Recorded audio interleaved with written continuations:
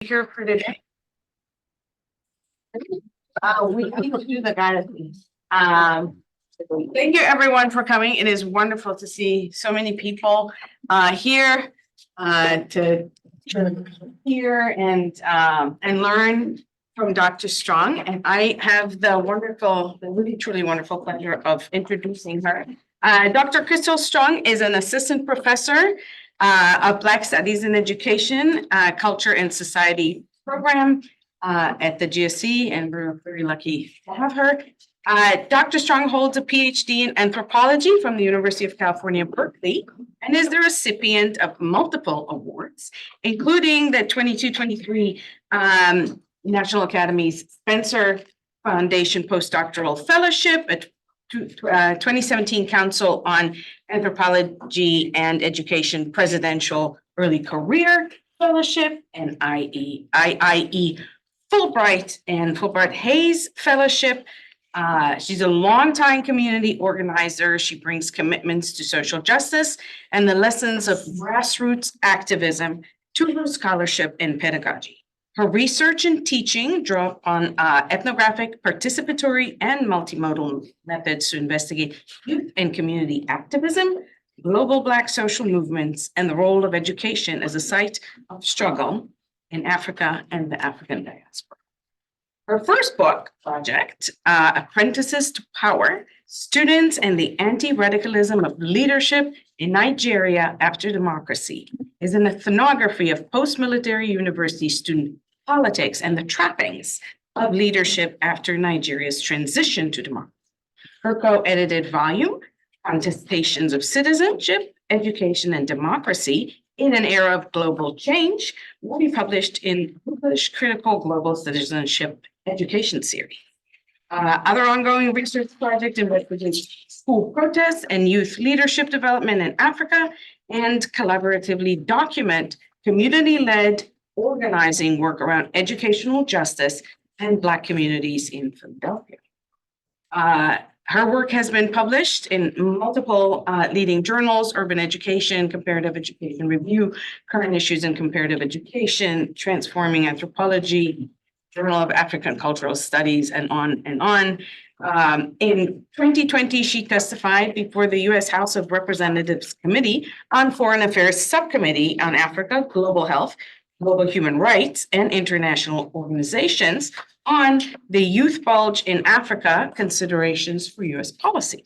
She has received grants and fellowships to support this wonderful research from Spencer Foundation, Ford Foundation, Mellon Foundation. And, you know, I had the pleasure of listening to Dr. Strong yesterday through the other, unfortunately, I had to leave a little early, so I feel like I missed some of it. I'm very much looking forward to hearing this in full. I think it's amazing work that's been done thinking about youth from a perspective of not becoming people or people in training, but rather empowered people who are doing and resisting in the moment and transforming the world for us and with us. And without further ado, Dr. Strong. Thank you so much. It's really great to be here with you. The work that I presented yesterday is kind of one trajectory of my work, and this is the other trajectory of my work. So these areas of research are connected in some ways, but they're actually quite different. And so the title of my presentation today is Organizing Pedagogies, Radical Practices of Learning Across Black Social Movements. And so this is actually the first time I'm presenting this work, which I've been doing for many, many years. And so I'm very excited to hear your feedback and responses. So let's get started. I should note that this image that you see on the cover here is from the 2020 uprising in Philadelphia. This was the very first day of national protests right in the heart of Philadelphia on the Ben Franklin Parkway, for those of you who know the Rocky statues. And so in many ways, this moment set up a lot of what you are going to be hearing today. So organizing pedagogy, what am I talking about? So this is a concept that I've been sort of thinking through, working through, living through, organizing through for many years now. And We just had a really lovely contribution to a Journal of Learning Sciences special issue on speculative education, where I had the opportunity to think about what this concept might mean for education in collaboration with some fellow comrades and scholar organizers. So, organizing pedagogies. The concept refuses to erase the abundance of knowledge-making projects cited outside formal education that insists another world is possible. Such projects cultivate forms of shared learning and discovery that dissolve the boundaries between the formal classroom and the context of people's everyday lives and struggles. And so part of what I'm getting at here is the concept of organizing pedagogies recognizes that in movements, in people's struggles to transform the world, to transform their social conditions, learning is necessarily happening, right? Learning is happening alongside political action, political struggle. And so I'll talk a little bit more about why I feel it's very important for us as educators, as scholars, to be attentive to and follow the lead of the sort of learning and teaching that is happening within social movements. So I should locate myself. Yes, I'm a scholar and have done much of the research work that Ravi very generously laid out for you, but I'm also a community organizer, and being a scholar and being a community organizer they work in tandems together. I study activism, I research activism, and I engage in activism. And so one part of that work is based in the African continent. I've worked for almost 20 years on student activism, youth movements, and more recently, my organizing work has focused on sort of translating the lessons from that to engaging in forms of solidarity with organizers. And over here in the US and in the diaspora, I've been a organizer with Black Lives Matter Philly for many years at this point. I'm an organizer within the movement for Black Lives, and I also come through campus organizing traditions as well. So I want to sort of locate how I come to this work a bit further and think about the places that brought me to this work. So this is a little place called Freedom Theater in North Philadelphia, which is where I'm from. And this was one of my greatest learning, my greatest sites of learning. Philadelphia is historically Black city, a Pan-African city, and has an incredibly strong legacy and history of Black organizing and Black self-determination. And Freedom Theater was one of my early lessons about the connection between community organizing and community, really. After that, I think about my work as an undergraduate student at New York University. That's where I first got my real experiences with community-based organizing work, specifically an organization called Sankofa Community Empowerment, which was very much focused on connecting Black people and also engaging in forms of community empowerment. And so what you're seeing here is some of the kind of work that we did around Kwanzaa and, cultural celebrations. And there was a lot of learning that happened in these spaces. Part of what you're seeing here is, labels of, the Kiswahili terms for some of the elements of Kwanzaa. These are the Nguzo Saba, which are the principles of Kwanzaa, and there's, some explanation of what those things mean. And these are certainly pedagogical practices. After graduating from college, I started my long-term work in Nigeria. The University of Ibadan is the center of my work in Nigeria, and it's where my first book project is focused. And what I want to say is that this place made me in a lot of ways as well and helped clarify my social and political commitments in addition to my intellectual commitments. And so I want to share a little bit about what that looked like. As was sort of alluded to, my work in Nigeria started out being focused on university student activism and sort of understanding transitions within young people's activism after the transition to democracy. And I came to that work as a student organizer who was researching student organizing. And very early on in my field work, one of the people who would become a dear friend to me, Patrick, he invited me to participate in student politics. Now, this is something that I was discouraged from doing in my professional training, right? There's this sort of detached researcher model. There's supposed to be this sort of disconnect between the researcher and the research subjects, and he really challenged that fundamentally. And so in a piece that I wrote last year with Jasmine Blake Jones called Come Correct Itineraries of Discovery in Black Women's Ethnographic Practice, which is in feminist anthropology, I talked a little bit about how this taught me what comradeship means and how we can actually aspire to comradeship in the way that we do our work. And so part of what Patrick said to me, and I'll just read a tiny bit of this, is he questioned me. Why would I not participate in and contribute to a political community of which I was or could be part? As a professed activist, why would I even imagine or accept a professional practice that required me to sideline myself from the struggles of the communities I was situated in? It was a really profound provocation that I remain grateful for, because I think it forced me to reevaluate the concepts of benefit, the concepts of like who research is for, the concepts of what it means to engage in reciprocity. And I'm very thankful for that lesson, which continues to teach me. And so part of what you're seeing here is what happened in 2020 and my sort of research worlds and my organizing worlds coming together in the midst of these historic global uprisings. At the top is an image from October 2020 protests after the murder of Walter Wallace Jr. in Philadelphia. We had a very active resistance to that.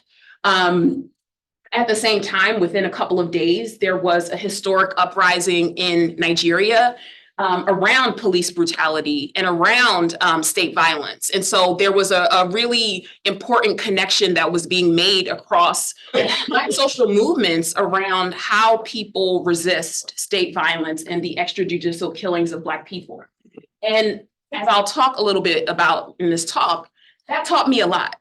And it encouraged me to think about different kinds of pedagogical experiments that I've been a part of in social movements and that I've engaged in collaboratively with comrades, colleagues, in the interest of really thinking through what it might mean to stand in service to and comradeship with communities that we are a part of or that we say that we're engaging and working for.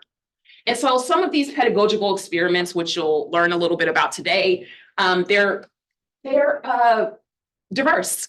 They're covering many different terrains. One is community organizing. I think about that as both a methodology and a pedagogy. I've also engaged in participatory action research, community archiving, multimodal scholarship, public scholarship, podcasting, popular education, political education. So there's been a lot of experimentation around what learning in research, learning in social movements can look like. So I want to locate this and bring in some of the intellectuals who have helped me to think about what this looks like and should look like. There is, of course, a very important academic literature, people who are thinking about learning as movement, people who are thinking about community-based learning, et cetera.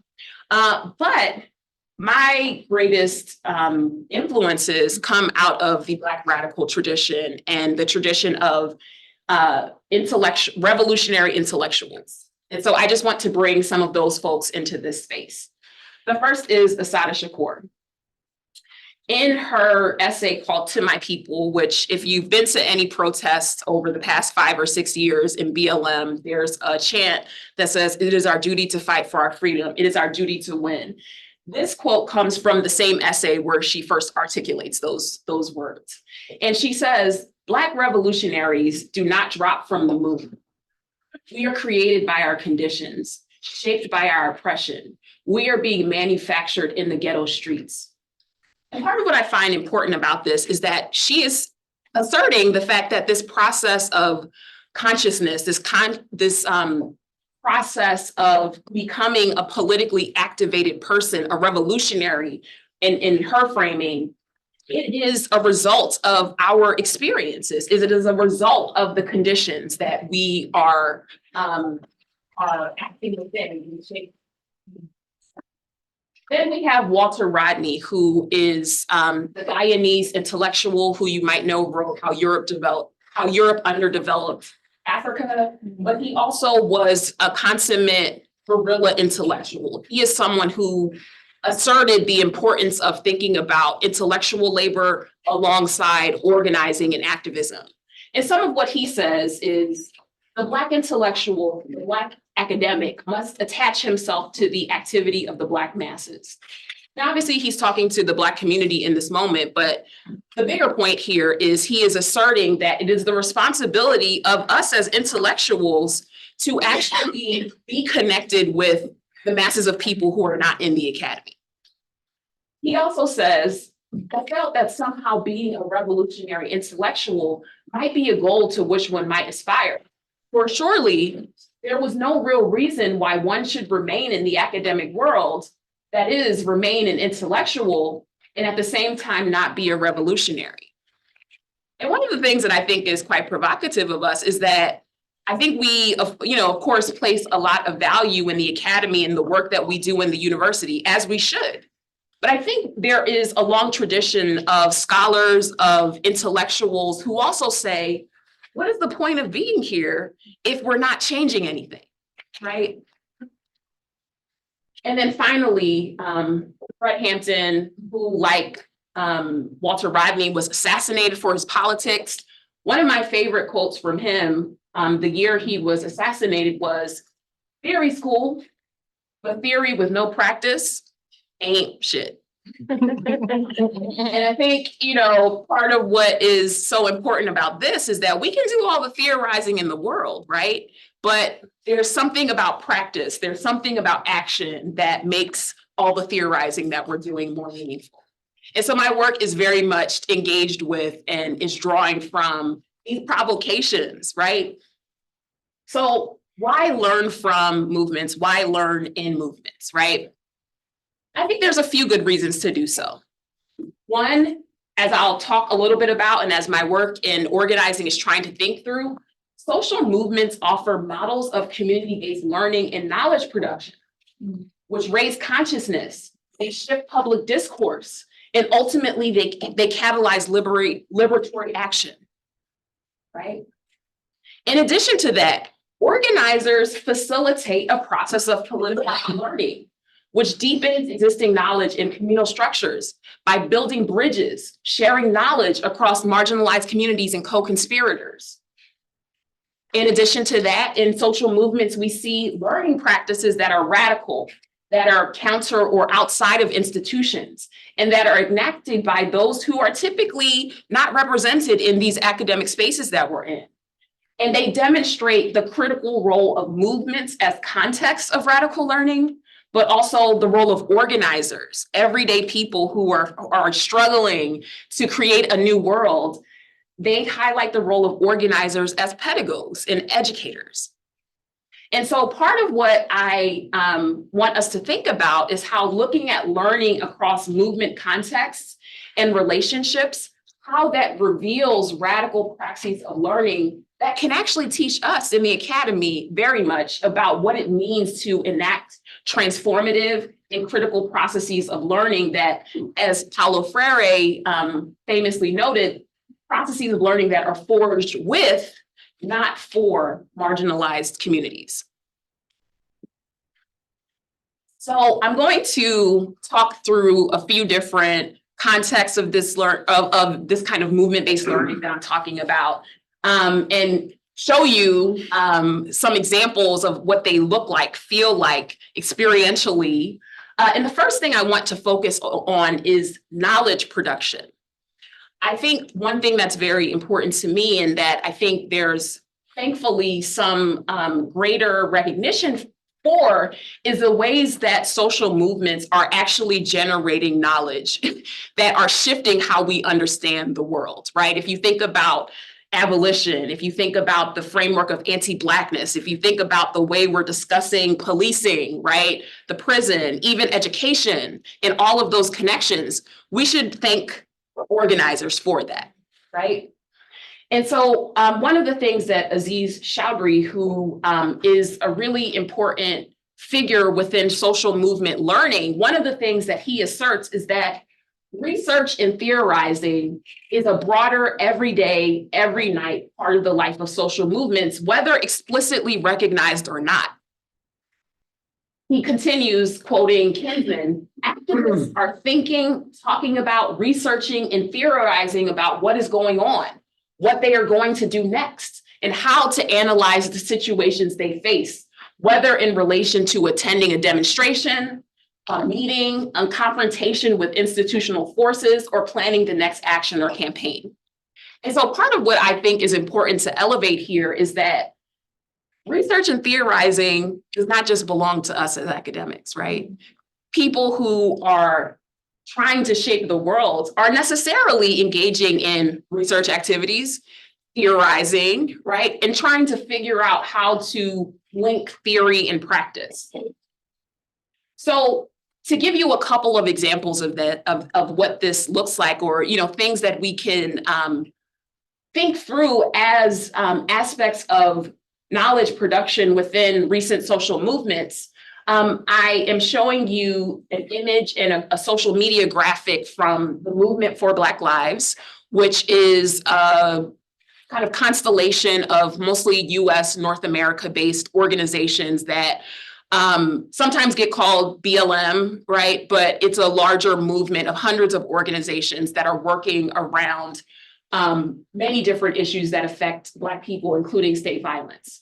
And so this Movement for Black Lives released a vision for Black Lives, which was a policy document, or a policy platform, I should say, which had a whole host of demands around ways that we could remedy and overturn state violence and create a different kind of experience for everyone, including Black people. And so you see some of the demands here: end the war on Black people, reparations, divest, invest, economic justice, the idea of community control and political power. And part of why I am bringing this up, and you can actually see a much more expansive discussion of some of this in a recent special issue that I co-edited, and the introduction to that is called Learning from the Movement for Black Lives: Horizons of Racial Justice for Comparative and International Education. But part of what we are attempting to assert in this is that we should understand that in addition to struggling against systems, these movements are also generating ideas about what's next, how we get there, right? And we should understand these as important forms of knowledge production that we can learn from as academics. And so I'm going to talk a little bit about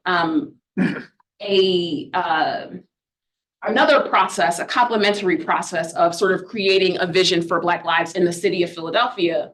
But before that, I want to highlight that part of what things like the Vision for Black Lives are doing, or if you've ever heard of BLM's 13 Guiding Principles, right? That's also a similar visionary document. So part of what is happening here is we see this social movement recognizing the role of education and how education has played a role in exploiting, erasing, and extracting from Black communities.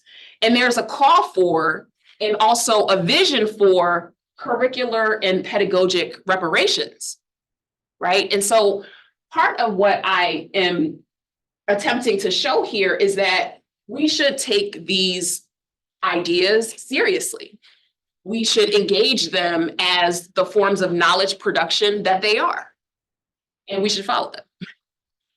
So another example comes out of work that I myself was a part of in Black Lives Matter Philadelphia, which with some scholar organizer colleagues, we recently published a piece called We Bring in Each Other's Wisdom: Liberatory Praxes and Political Education for Black Lives in Philadelphia. And following the lead of the Movement for Black Lives, in the midst of the 2020 uprising and rebellion in Philadelphia, we created a list of demands of what abolition might look like in the city of Philadelphia. And it's an entire, platform and sort of theoretical and political intervention that you can actually learn more about if you're interested. But part of what I want to emphasize here is that in addition to being a part of a sort of political strategy, this is also a pedagogical practice. So part of what we discuss in this paper is that what something like the 13 demands for abolition called We Want Freedom is doing is it's casting a vision for what relief from this system would require. And it's establishing a plan and movement for how to get there. At the same time, part of what this work is trying to do is to engage in a sort of pedagogical process with community members. And so as we write, these demands were crafted less as a tool to appeal to the state and more as a vision for the community, inviting people to struggle with us. So I want to show you some of how these demands are presented and how they sort of function in movement spaces as an invitation for deeper learning. And so what you are seeing here is from June 2020. It is the announcement of the demands, the sort of public press conference that we held at a very significant site. It is the President's House, which is, if you've been to Philly, you know, the Liberty Bell, all of the Constitution, you know, it's in that plaza, but this is actually a monument to the enslaved people that George Washington held. And so it was very significant to hold a press conference around demands for abolition in such a space. And so you'll hear from one of my comrades and fellow sort of theorists, Yane Indigo, for a few moments. So we have 13 demands. You have heard those 13 demands. What's most important to us is that we engage our community in discussing these demands and what we will do as we move forward as these demands are met. It is also important to us that we continue to apply pressure consistently on this illegal, illegitimate system until our demands are met. We will meet both of these goals through continuous actions, starting with 13 days of action to go with our 13 demands. The first demand, or the first day of action, will be centered around the freeing of all our political prisoners. Where we will be is Malcolm X Park on Sunday. You can join us there, learn more about this issue, learn more how to get involved. We must fight until we win. We cannot do anything other than let our community know that if you stand up for justice and you fight, that your community will not stop until you have justice. And if you are kidnapped and taken into these carceral systems. So join us at Malcolm X Park so you can learn more about the struggle. You can learn how to get involved. We want to engage in the community.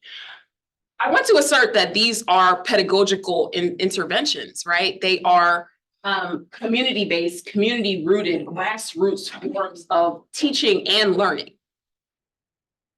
So an extension of that, and part of what Yane was sort of pointing to, is the idea that a protest is not just a political action. It's also a pedagogical action. It's also an act of politicized or political education.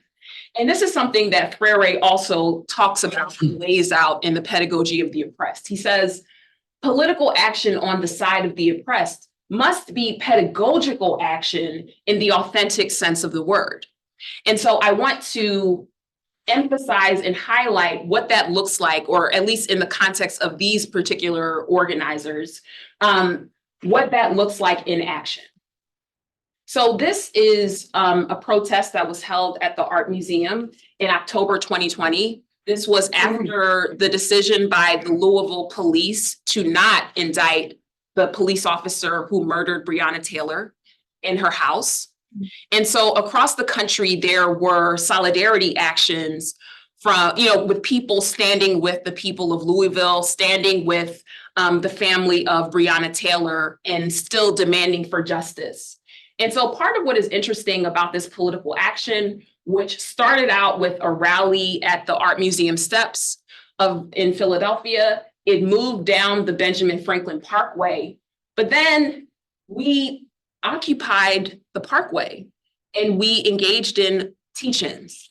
So as you'll see in a moment in the video, part of what happened is we took over the space of the streets, and there were different classrooms essentially that were happening around different issues. One of the activities was about how you can support people who are political prisoners or who receive charges for participating in protests. One was about safety, how to remain safe in protests. And then the one you'll hear about was one that I offered with Yane, who you saw a minute ago, about how to organize a direct action. And so, yes, please click on the link. You can murder someone with it if you need to.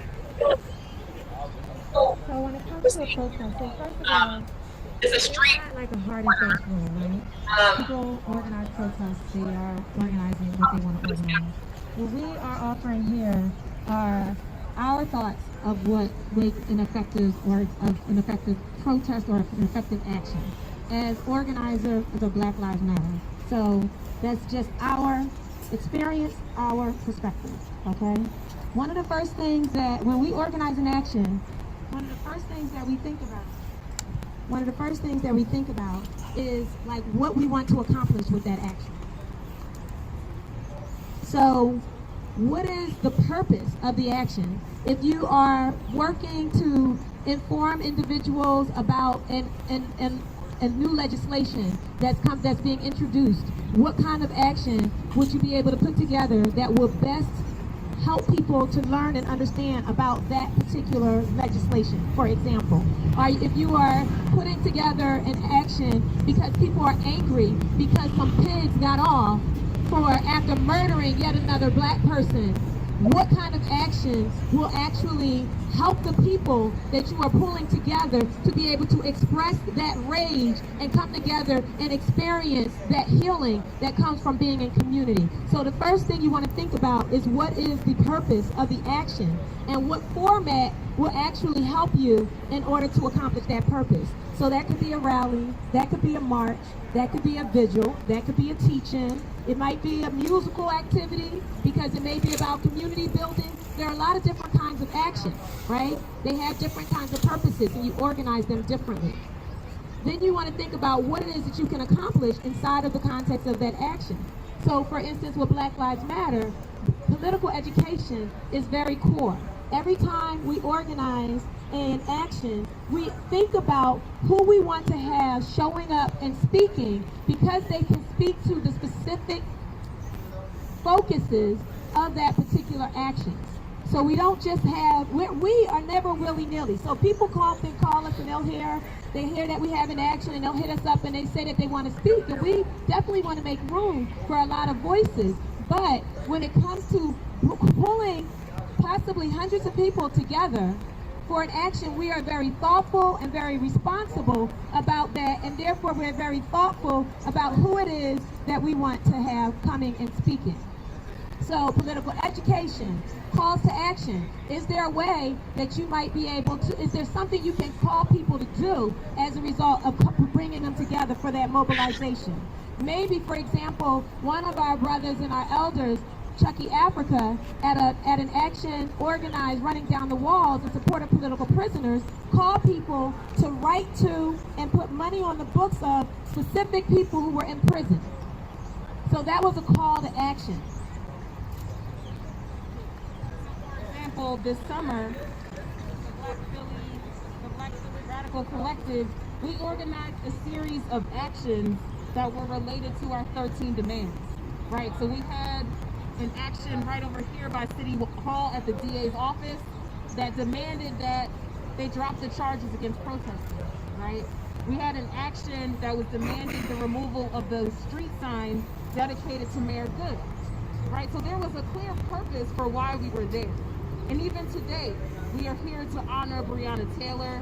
We are here to show solidarity with Louisville, but we also want to support a process where we're deepening our organizing work, right? We're sharing our skill sets, right? So these are some examples of ways that you can tie the action to a clear mission, but there are others.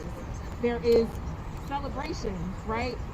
How many of y'all came out to Juneteenth this summer?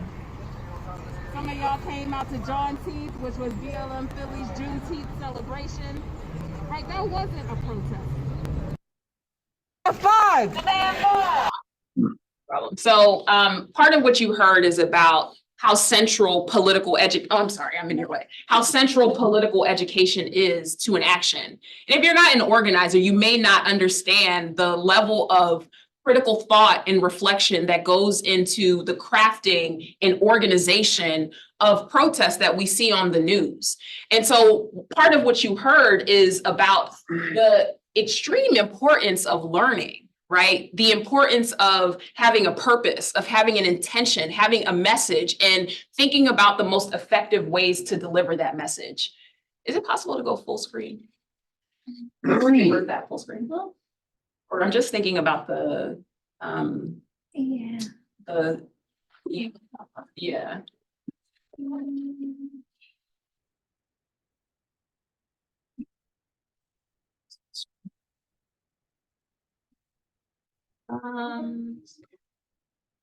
Okay, we'll just keep going.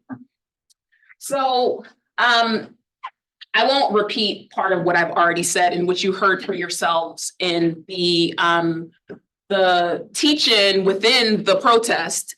But part of what I want to emphasize here is this idea of political education being central, thinking about the educational impact, thinking about how protests can be a context in which analysis and understanding is deepened. Thinking about messages that are being relayed. And so these are pedagogical processes, right?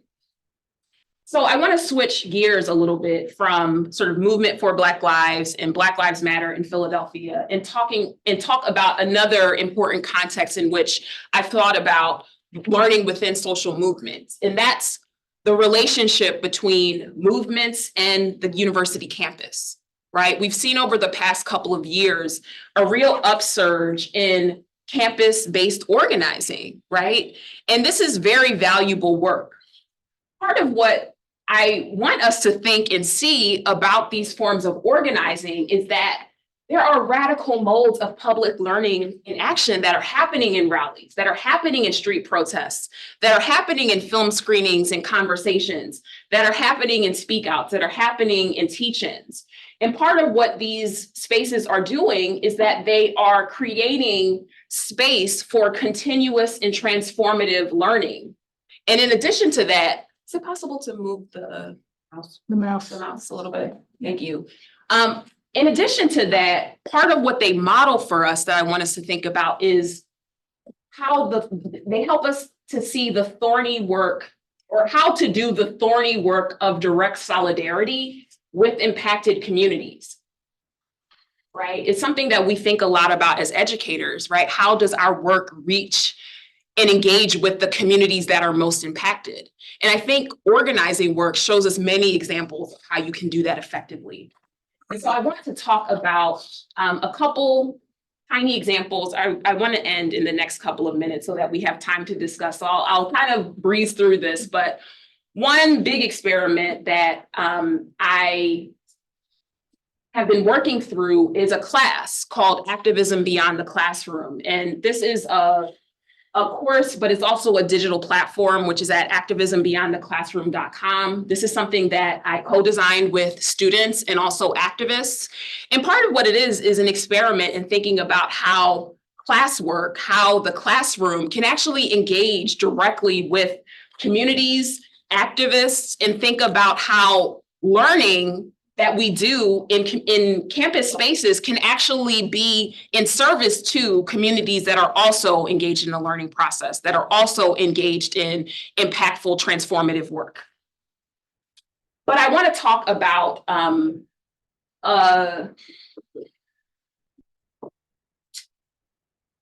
a set of protests around a very painful and traumatic history of state violence. Some of you may be familiar with the MOVE organization. In 1985, the Philadelphia police dropped a bomb on MOVE's house and killed 11 people, including 5 children.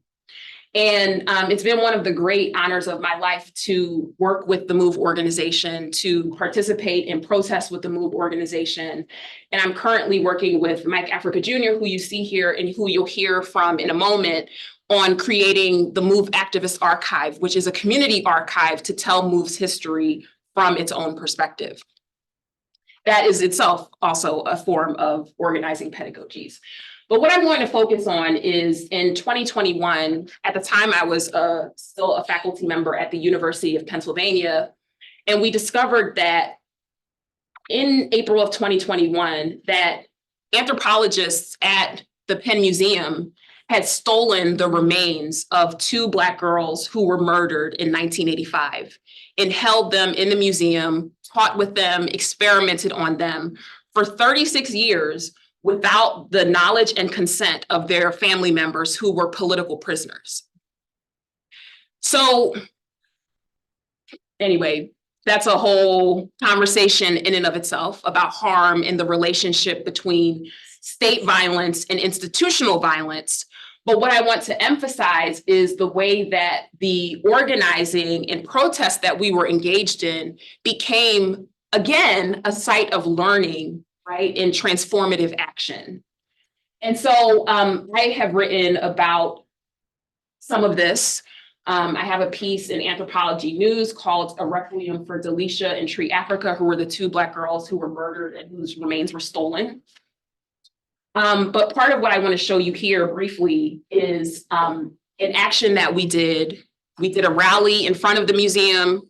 We took to the streets throughout the campus, marched to the president's house, and we actually did a live oral history interview. I conducted a live oral history interview with Mike Africa Jr., who was a child when the bombing happened, and he talked about the lives of the children who were murdered. And part of what was very important about this is a lot of times victims of state violence, especially these egregious forms of state violence, they become names. We don't even know their names sometimes, but they were lives, they were loved ones, they were people. And so part of what we were interested in doing is centering their humanity in a moment where their humanity was taken from them. So I just want to show a little bit of this, and then I'm going to try to. And on August 8th, 1978, hundreds of cops came out to our house with helicopters. They had guns, and they were ready for war. And they assaulted the house, and they assaulted the people in the house. And my mother was in the house. And Tree's mother was in the house. And Delisha's mother was in the house. And when they raided the house, they arrested all of the people. They took the kids and studied the kids. And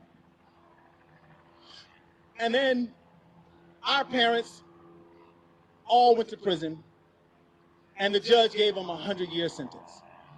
And the people that were in the house May 13th were fighting for the release of the people that were in prison.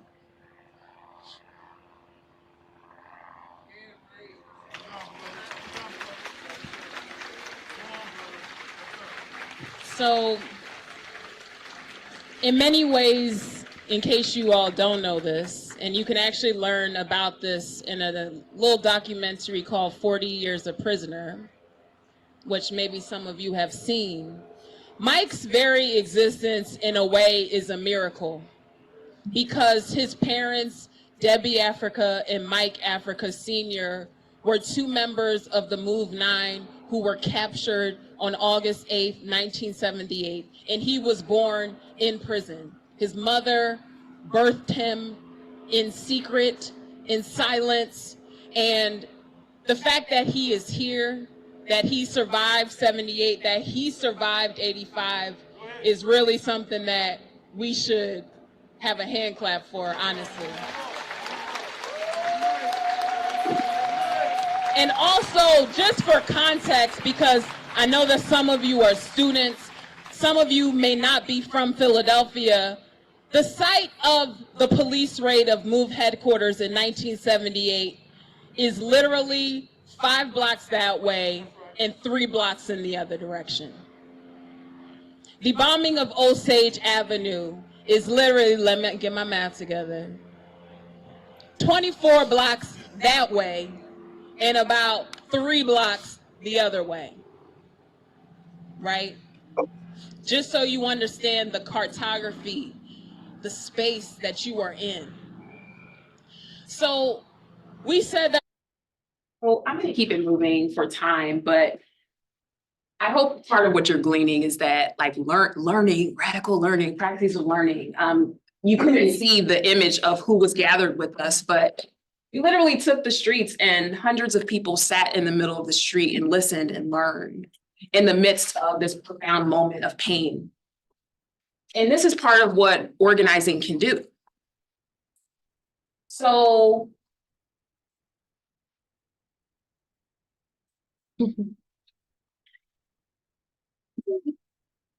okay, part of what we talk about in this piece, Organizing Pedagogies, is that this kind of activity, this kind of organizing work, it shows us that learning must catalyze transformative action, right? And it gives us some examples of how that can happen.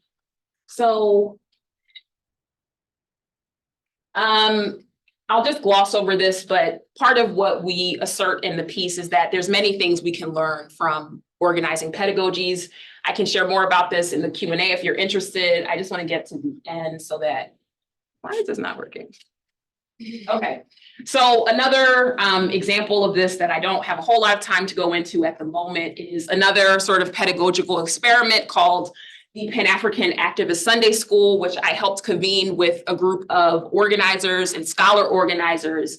And this happened after the NSARS uprising against police brutality, in a moment where the movement was quite vulnerable. It had been attacked by the government. Dozens of people had been killed. And you may understand that in such moments, amplification, global amplification, especially from countries that have a very significant media infrastructure like the US, it can actually save people's lives, right? That's why hashtags exist, because they create some, at times, protection for movements, protection for struggles. And so we convened a popular education forum in order to be able to translate and transmit this level of understanding and connection with people who are on the front lines of movements. And so I'll share, if you are interested in learning more about the work of the Pan-African Activist Sunday School, it's something I've written about with organizers and scholar organizers. It's something that exists online. You can go to the Black Lives Matter Philly page and see many of the Sunday schools we've conducted, which are literally organized by organizers for the public to learn more about struggles and how to support. And I'll close with this, which is to say that for me, I think there's a lot that we can learn from social movements. And just reflecting on my own sort of role and purpose and commitments, I think what has become very clear for me is that there's a value in us taking up this kind of work as educators, as scholars, as human beings. And one of the things I've written is that that we wrote in this piece is that as educators, we understand that visibly politicizing our positions carries its own pedagogical potential, signaling to our students, colleagues, and neighbors how we put our theories into practice and heed the lessons of the community activists with whom we teach or write about. And so I'll close and thank you all for your attention. And I would love to hear feedback or questions or any responses you have.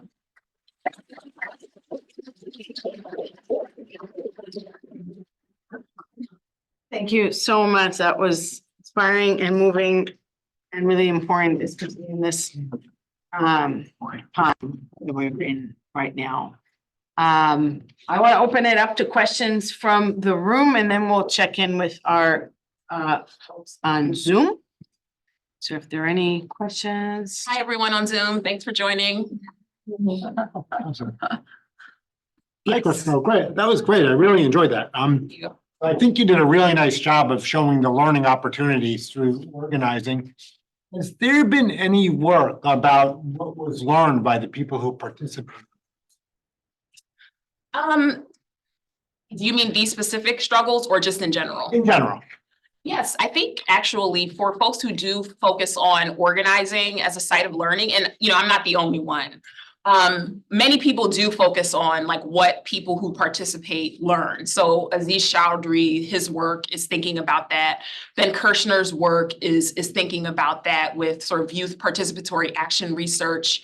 I think about some of Chris Gutierrez's work. And so I think there's many people who are sort of thinking about that work. And some of the pieces that I shared that I've been a part of are also thinking about the effects on the organizers themselves, in addition to the possibilities for the larger public and community. Thank you. You're welcome.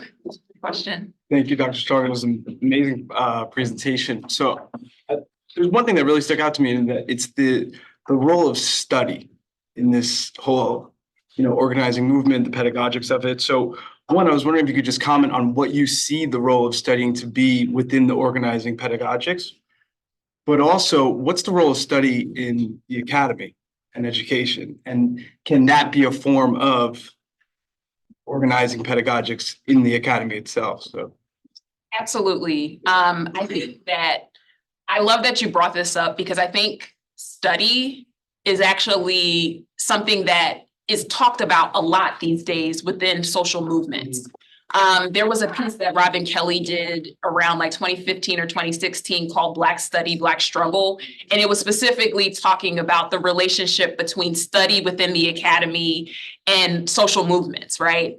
And so there's a long tradition of thinking about political study, reading circles, engaging around texts. And that's something that most organizations that I know about are engaged in on some level, whether it's focusing on a particular book. We have a book club that we do. And so there's a lot of intention around reading or engage or consuming knowledge and doing that in community. And I think that that's very similar to what we do in the academy, right? And there's a history of shared practices. When you think about political study circles, a lot of those started within universities. If you think about teach-ins, sit-ins, there's always that pedagogical component. And so I think there's a great opportunity for us to build on those traditions, right? Part of the reason behind the creation of the Activism Beyond the Classroom course was, we can read about movements, and that's valuable, but we can also engage with the people who are a part of movements. We can collaborate with them in a process of learning, in a process of research. And so I am very excited by the ways that people within the academy and outside of the academy are thinking about how we can bridge what sometimes feels like an artificial and unnecessary boundary between campus and movements. And I think a lot of people are doing that kind of work. Thank you for that question. Are there questions on Zoom? No question on Zoom. Alex has a question. Yes. Dr. Strong, thank you so much for your work. I particularly enjoyed your emphasis on the role of revolutionary intellectuals.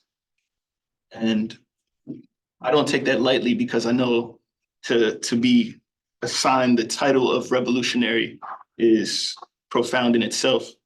But when I reflect upon some of our revolutionary intellectuals, particularly those who have lost their lives, as you mentioned, Fred Hampton, along with Huey P. Newton, or even more recently, when we think about the consequences of Colin Kaepernick's activism and how he was barred from the NFL, can you discuss where your strength comes from, knowing those consequences and continuing to do revolutionary work? I appreciate that question. And, it's real, because one of the people who you saw in the first video when we were introducing the demands Ant Smith is a comrade of mine who was sentenced to a year in prison for participating in protests in 2020. He's an educator who worked at an alternative high school, an amazing human being. And not only was, I mean, there was a lot of reprisals and repercussions for people participating in protests, right, in 2020. And he was barred from teaching for 10 years, which I'm not sure who that's helping.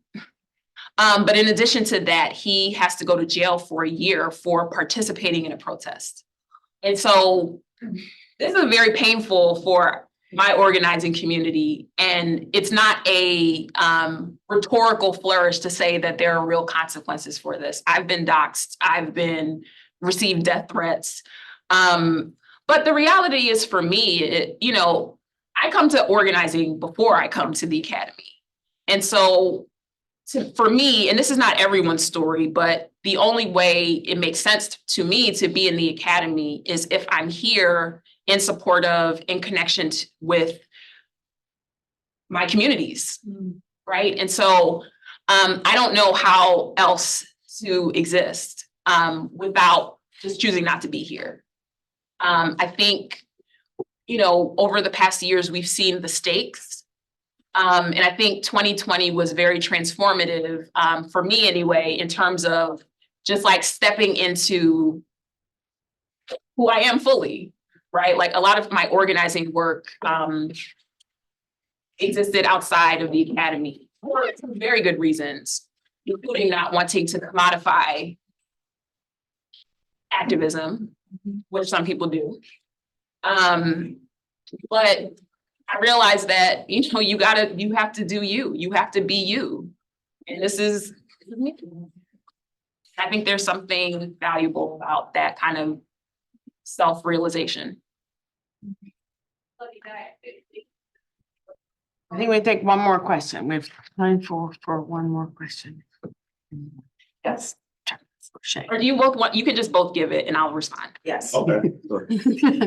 I was going to ask, have you thought about how your idea of organizing pedagogy might be translated in a K-12 classroom? What how teachers might be able to engage their students who who have not yet gone to college or who maybe won't go to college in this same sort of learning and understanding, also thinking about, the pressures that a lot of teachers face. I love that question. Oh, and I was gonna ask, given that so much of this idea of learning is coming from these community-rooted aspects, how do we prevent the knowledge production and the knowledge produced and then the process of producing knowledge from being co-opted? Because it sounds good, right? Yeah. Yes, we can take what's being done in these political movements and apply it to CRP. And we can use it as a way of like teaching history and that's work. But as we know, this work has different stakes for different people. And even going back to Dr. Kelly's work and other scholars who mentioned research as a form of surveillance. Mhm. There's a very practical way we need to handle this knowledge production process and the knowledge to avoid further harm. Mhm. How do we reconcile those things? Both really important questions. So to the question about K through 12, I think there are a lot of applications actually. And in fact, I alluded to some of them. So activism beyond the classroom, we worked with K through 12 teachers in that class. And in fact, one of the community collaborations was a group of high school students whose history teacher worked with them to put forth a historic marker application for the 1967 Black student walkouts in Philadelphia. And so they reached out to me the summer before I taught a version of this class, and I invited them to join the class and get the support of, the students in the class, the other community members in the class, and the historic marker exists now. And so with the MOVE archive, we're actually working right now with the school district of Philadelphia to create a MOVE curriculum. And so part of the vision there is that it will be a history unit because Philadelphia has a Black history requirement, right? And so we're creating a unit around MOVE history.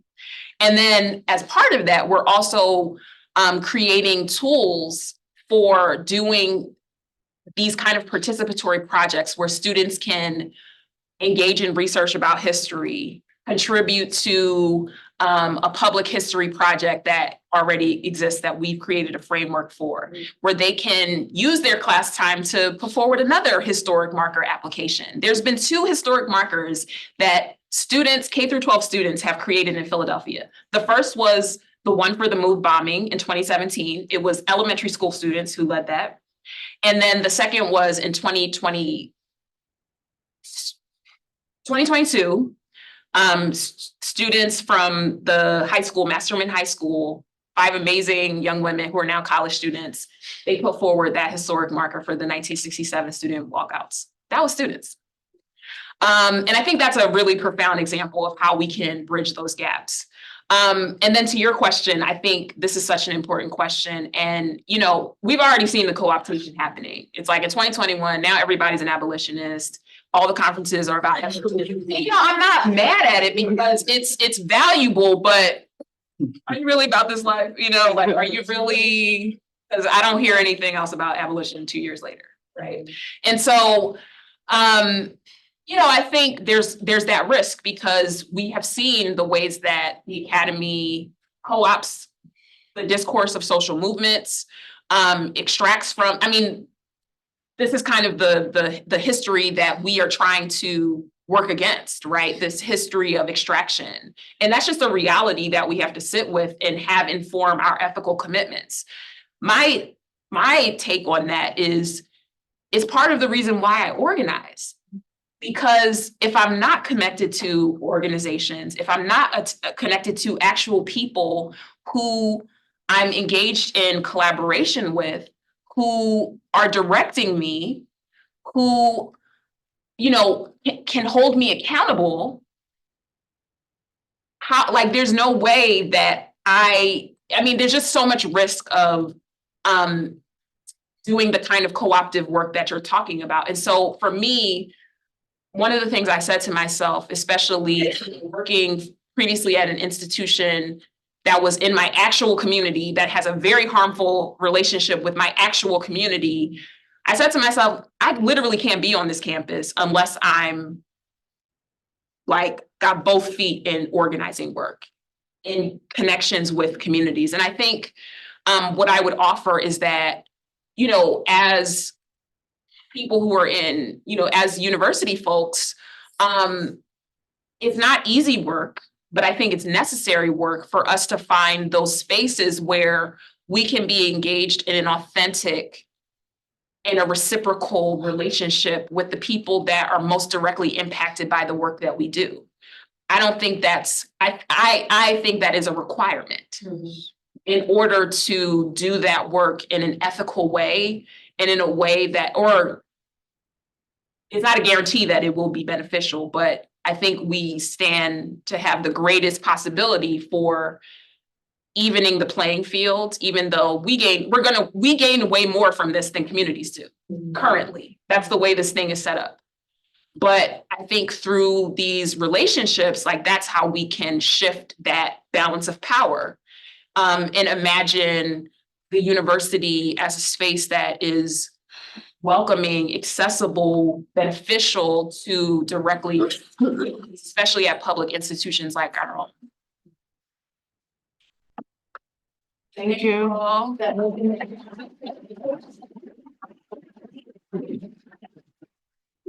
Everyone have a wonderful holiday season and a break, and we'll see you in